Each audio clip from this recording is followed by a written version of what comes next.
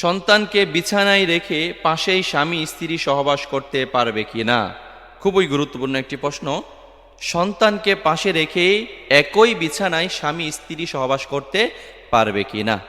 না। স্বামী এবং স্ত্রী যে বিছানায় সন্তান ঘুমাচ্ছে কিংবা শুয়ে আছে এই বিছানায় সহবাস করবেন না। এটা ভালো কোনো কাজ নয়। আপনার সন্তান অবুঝ, ঠিক আছে, এরপরেও সন্তানকে সামনে রেখে কিংবা সন্তান যে বিছানায় ঘুমাচ্ছে সেই বিছানায় সহবাস করবেন না।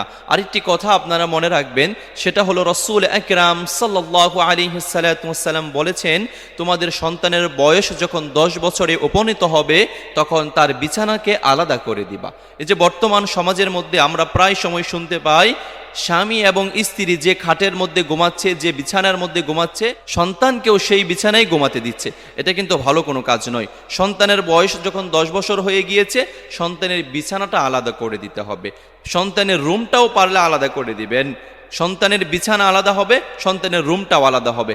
স্বামী স্ত্রী যে রুমের মধ্যে থাকবেন সেই রুমের মধ্যে শুধু স্বামী স্ত্রী থাকবে, সেখানে তার সন্তান থাকতে পারবে না।